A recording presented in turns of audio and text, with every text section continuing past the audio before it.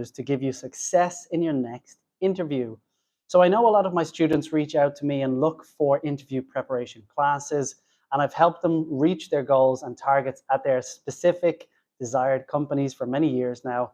And so in general, I wanted to share these 5 tips that have helped them land their dream job at the companies that they are looking for. I'm talking about big tech companies, manufacturing, healthcare, finance, and so much more. Also marketing and even social media companies as well.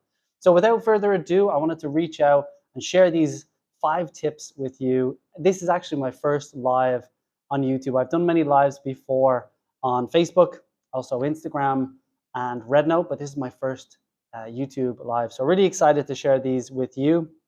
When it comes to these interview tips, a lot of them can be quite simple and obvious, but you'd be surprised at how many people actually forget how to implement these simple tips.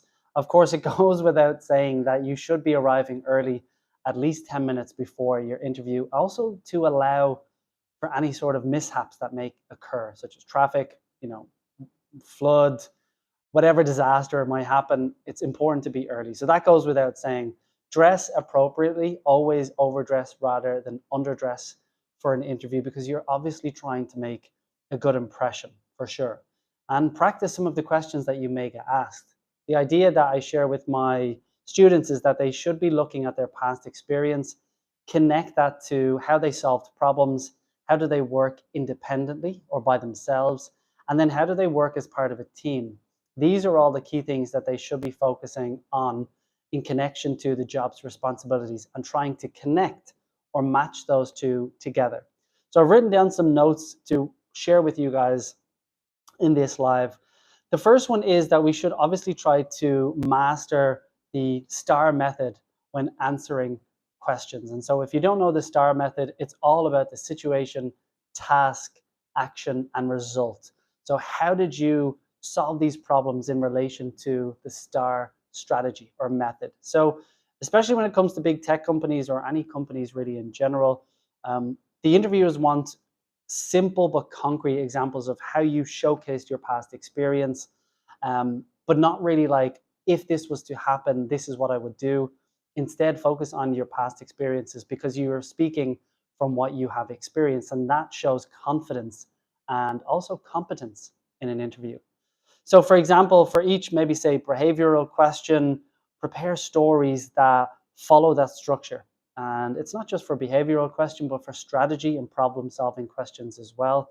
You also want to be including measurable outcomes or results that you have achieved from doing these strategies. So a lot of mistakes that students will make is they might say things like, I improved team performance. Like, it doesn't really sound great because it doesn't give the interviewer any measurable or quantifiable results. Like, so what? Of course you could say that. We could all just say I improved team performance, but they need numbers, right? So they need to put like a black and white number on it. So instead of saying that, what you could say is something like, I implemented weekly kickoff meetings or sprint reviews that reduced our deployment cycle by 3 weeks to 5 days, resulting in 40% faster feature delivery. So for example, this is what you want to be saying. You want to be adding in a lot more details into your answers. And ideally, you want to be having at least 3 to 5 of these short little anecdotes or stories to give as an example to your interviewer. So that's mastering the STAR method. The second tip that I'd love to share is when you really want to showcase your experience, but adding on from that, you want to demonstrate some problem-solving skills, but not just having good instincts, right? So what do I mean by that? So here, when we're giving a case studies or different scenarios, you want to walk through your thinking process step by step. And this doesn't only just apply for big tech companies like Google or Meta, it's for any company really. And so what they really want is they value structured thinking over these brilliant, say, flashes of, luck or insight. So they want to see your thinking process and your thought process step by step. Additionally, what we want to do is we want to break down our problems into components, identify some assumptions, and consider multiple options for solutions, right? We don't want to just give one option. We want to give some multiple solutions based on the situation. We also want to explain our decision criteria, like why did we choose that? Because you will be asked in your interview. Also, as well, be sure to comment below if you have any interviews coming up. Are you prepared? Have you looked at generating some questions to help you in your interview process and preparation? Or have you just had an interview? How did it go? Did you get a call back to the second round or third round? And what you find for a lot of companies is that they may actually have second, third, fourth. I actually heard of someone having a sixth round of interviews, which for me, I think is just overkill. I think it's just too much.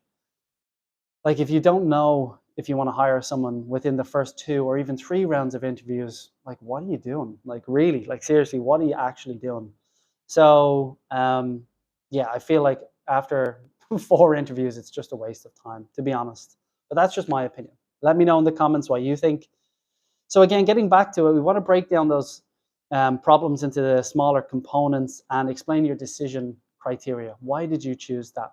So even if you reach the wrong conclusion, a strong process will also get you there, and they will appreciate that. Like, an interviewer will appreciate that. Your strong step-by-step process will have gone a long way as well. So they'll impress by that, not just by guessing answers. The next point is you really want to show genuine curiosity and interest about the challenges, and you also want to be asking intelligent questions. So with an interview, a lot of people will joke and say an interview is a meeting where 2 groups of people are just lying to each other face to face about how good their company is or about how good they are as a person and as a candidate. But interestingly enough, what you really want to do is share and also show genuine curiosity in the company. You also should have been doing some research about the company, so you know exactly what the company is about, what they're looking for.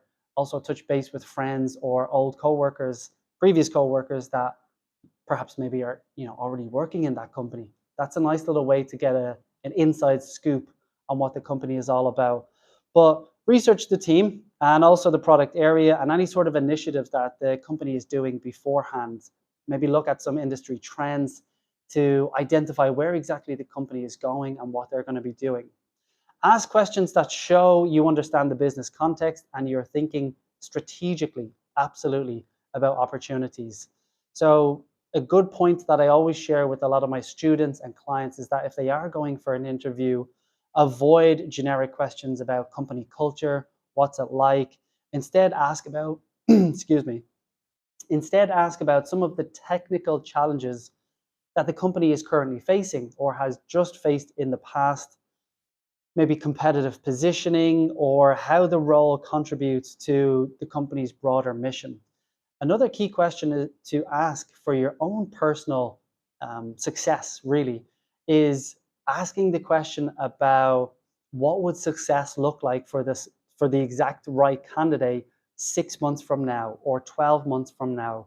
What are some of the metrics and markers that you as a team would like to see from the right candidate going forward over the next 6 months and over the next 12 months? That's a really great question because it shows your initiative and it shows that you are interested in knowing what they are looking for. If you're successful in the hiring process, those are the things that you want to be ticking off your list and making sure you're achieving those goals going forward. Moving on to tip number 4, we are looking at preparation. So you want to prepare for not just technical depth, but also even like, okay, you do prepare for technical depth and also even in like a technical role or depending on the role, a lot of companies' guidelines and benchmark is really high for, say, technical understanding across different areas, different departments. So if you're interviewing, say, for marketing, understand how A/B testing works. For business roles, you might want to, upskill or learn a little bit about the basics of machine learning, because even though it's like you might be in this department, you will still have people that you're touching base with in other departments. So learn about that because it's not going to go unwasted or unnoticed, I should say.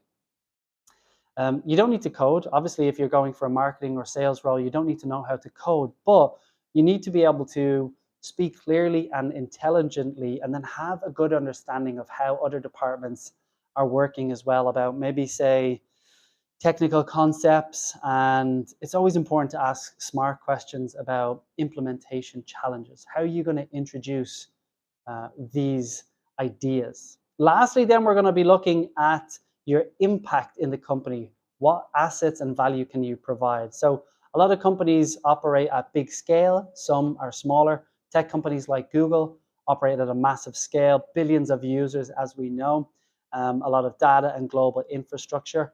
So what you want to do is you want to frame your experience in terms that kind of translate your impact that you can provide to the company. So instead of say, I managed a team of 20 or I managed a team of 50 people, instead explain how you built systems and processes, initiatives, team collaboration that could scale into even bigger teams of 500, right? So looking at the idea of scale, but also looking at the systems and processes that you put into place to manage that team of 50 that could also be copied to increase to maybe 100, 200, or 500. Show that you understand the difference between solutions that work for thousands versus millions of users. And that goes for big tech companies like Meta and Google. So that is it, pretty much those 5 tips that I love to share with my students, particularly more so for those higher level senior executive role for the interview. But take those tips and use them in your own industry and fit those tips into your next interview. Again, let me know in the comments if you have an interview coming up. Are you prepared? Or if you've just had an interview, how did it go? Did you get a call back? And are you going for the next round? Or did you get the job? Let me know. So that's been pretty much it. Thank you so much for tuning in. Those are 5 tips for interview success. It's been great to do my first YouTube live. I'm excited for the next couple of lives. I plan to probably do 1 live each week and start getting more long form content out as well. Appreciate the big number of subscribers over the last month and 2 months. It's been incredible. I've only really been focusing on shorts right now, but over the next couple of months, there will be a lot more long form videos, both for English, business English, English communication, business trips, meetings, presentations, interviews like this live, and so much more. So I appreciate you sticking around and watching this live. Best of luck in your next interview, and slán go fóill. That's it. Take it easy from now. See you in the next one.